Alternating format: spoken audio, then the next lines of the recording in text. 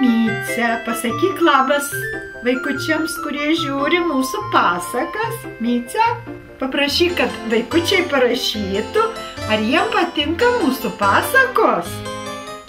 Paprašyk vaikučių. O ne? Šiandieną mes paseksim pasaką Du ožiukai ant liepto. Lietuvių pasaka. Šitos knygutės tokius gražius piešinėlius nupiešė dailininkas Juozas Kvietinskas. Kaimo gale prie upelio gyveno ožka su savo vaikeliu juodu ožiuku.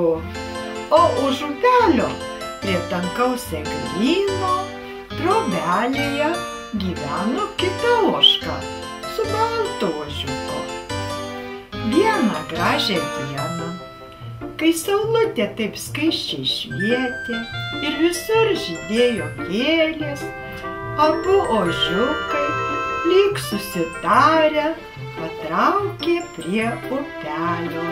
Neužleisdami vienas kitam, juodu skubėjo pereiti lieptu. Abu ožiukai nenorėjo pasitraukti iš kelio ir įsibėgėję smogė vienas kitam ragais.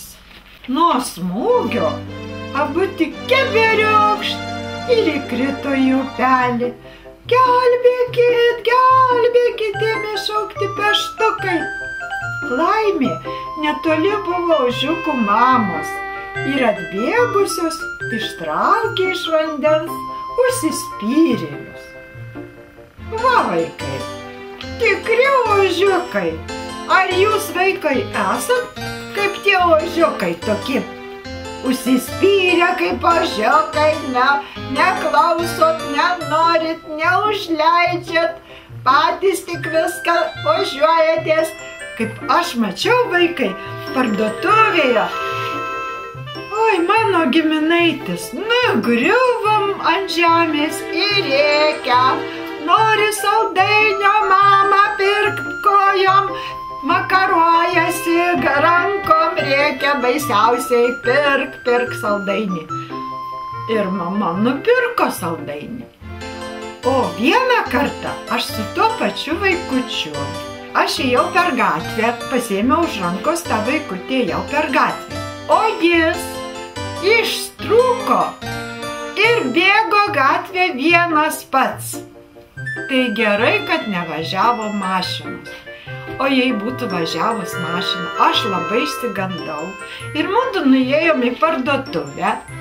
Ir aš tam vaikučiui, jis pradėjo irgi rėkti, šaukti, man nupirk saldainių, man to nupirk. Aš jam pasakiau, sakau, aš tau nieko nojau nepirksiu, nes tu bėgai per gatvę, pabėgai ir parduotuviai tu elgiesi kaip ožiukas. Ir mes parėjom namo ir nieko aš jam nenupirkau. Parėjom namo ir aišku, jis buvo labai nustebęs ir mama buvo labai nustebus, kad aš nieko nepirkau, bet ožiukui aš negaliu pirkti. Kitą kartą, kai mudu nuėjom į parduotuvę, jaunojus elgėsi labai gražiai ir jokių ožių nerodė. Ir jis manęs klausė, teta, sako, ar galite, taip labai mandagiai, kultūringai, sako, teta, ar galite man nupirkti šokoladuką šitą? Taip, sakau, nojau, aš tau tikrai nupirksiu šitą šokoladuką, nes tu labai nesiožiavai šiandieną ir tikrai kaip džentelmenas, kaip protingas vyras elgeisi ir aš tau nupirksiu, ką tu prašysi. Tai va, vaikai, nebūkit ožiukai, nes ožiukų niekas nemėgsta.